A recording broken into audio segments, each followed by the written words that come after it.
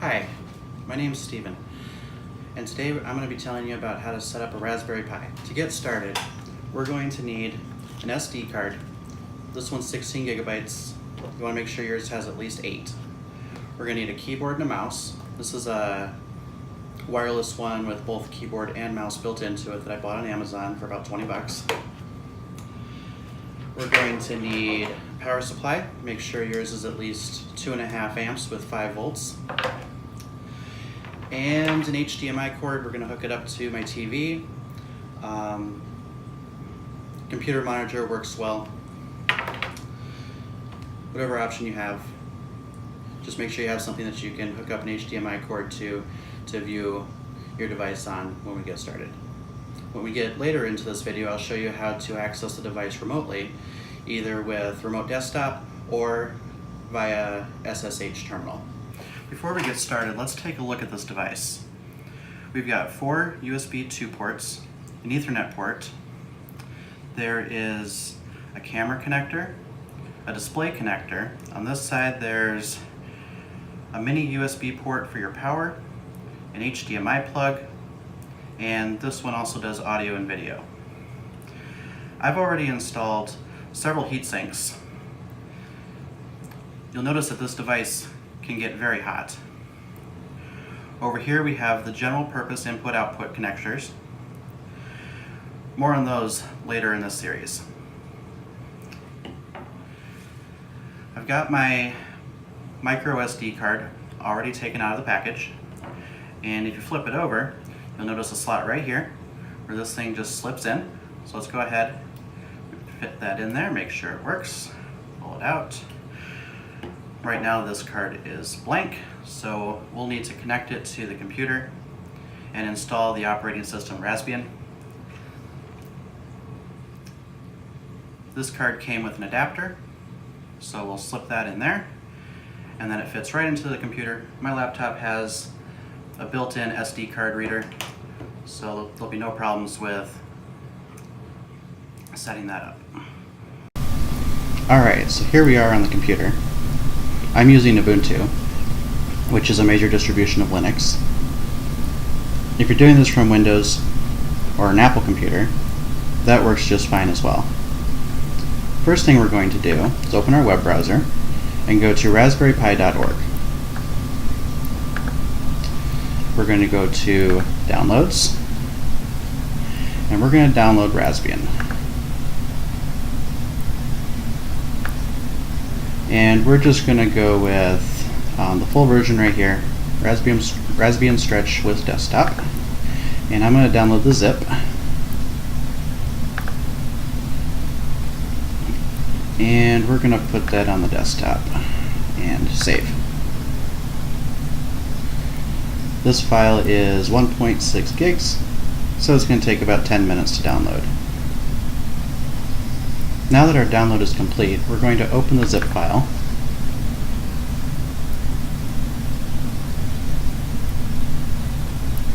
And you'll notice that it's just an image file. It's basically an exact copy of the operating system we'll be installing onto the Raspberry Pi.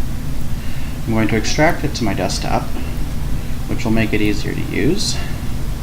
Now that it's done, we're going to open a program called Etcher. I'll post the links in the description for some other software you can use in Windows and Mac. But Etcher is really easy to use. We just click Select Image and navigate to Desktop. There's our image file. Select Drive. We're going to insert the micro SD card. There it is. It recognizes the card. And, oops, go away. Flash. Enter my admin password, and away it goes.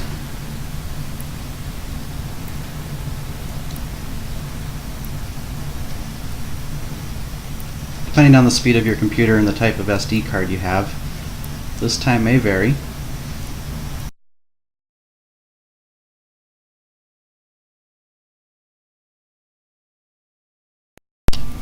Alright, now that it's completed, we'll want to Make sure that we eject the drive properly. These right here.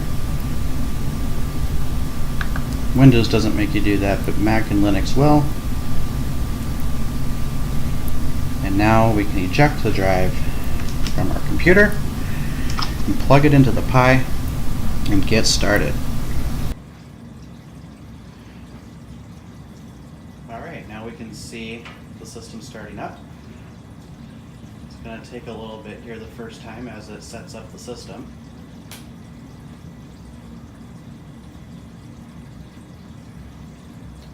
I just plugged in the HDMI and then plugged in the power. Also made sure that I had the USB dongle for my keyboard and mouse also plugged in.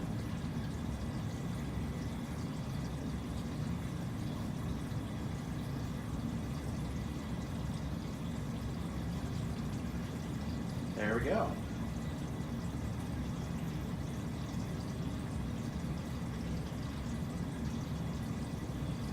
So let's go ahead and get this set up. I'm going to select our region and everything. And our time zone, we'll just go with that one.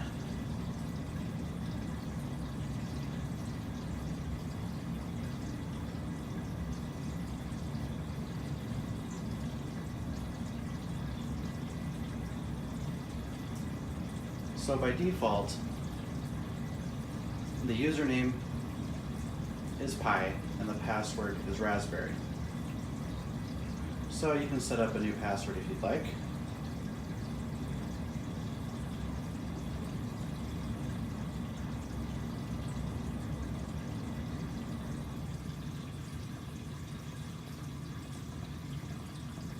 There we go, hit next.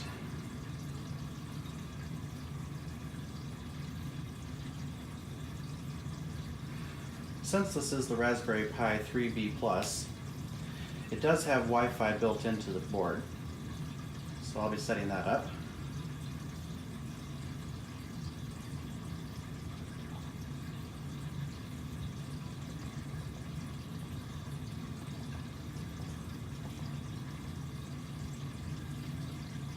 There we go.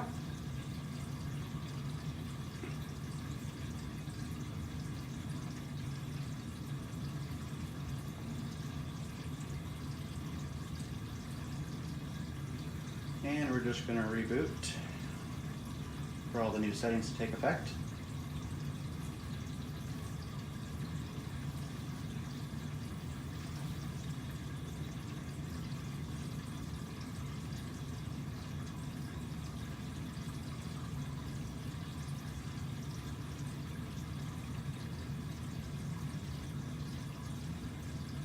There we go. Make sure it connects to the Wi-Fi over here.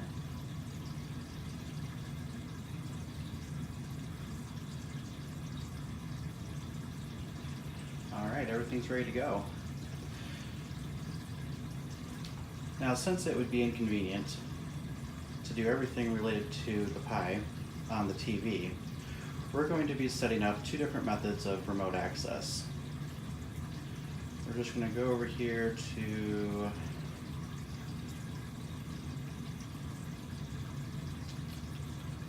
Raspberry Pi configuration, interfaces, and we want to enable SSH and VNC. Click OK.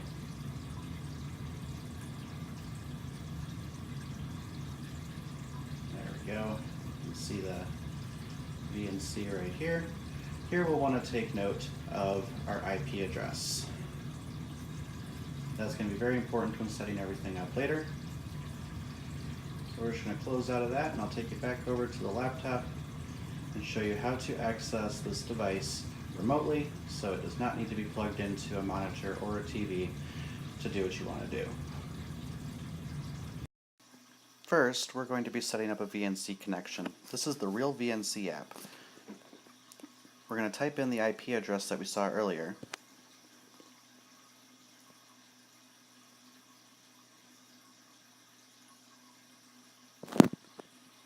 name, Raspberry Pi, save, connect, type in your username and password from earlier, so we're going to put in Pi, password,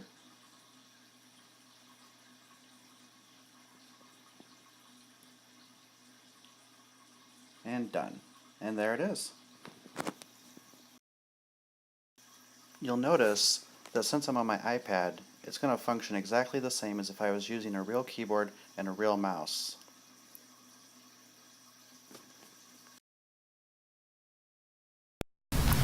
Alright, the last thing we're going to do here is set up the SSH connection.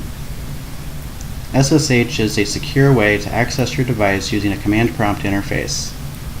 There are numerous clients available, either with Windows, Mac. I have one on my iPad. I even have one on my Samsung tablet and on my iPhone. There are many different clients available, so if you're not using Linux, you can find another one.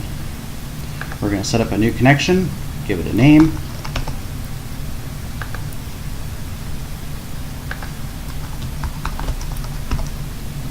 Make sure we've got the right protocol. Server is going to be that IP address.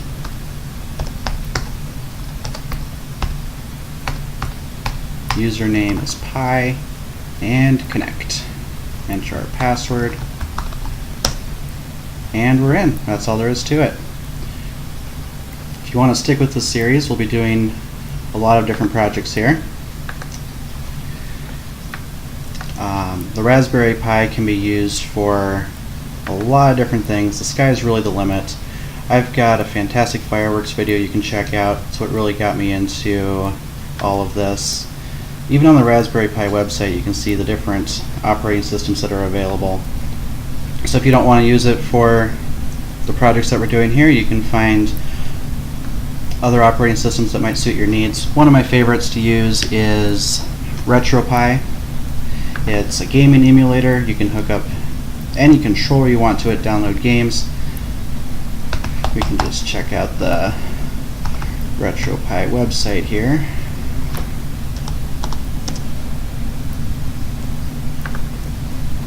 And it works the same way. If you want to download the image for it and flash it to your SD card just like we did today, you can certainly go ahead and do that. It's a fantastic gaming platform for any gaming system imaginable.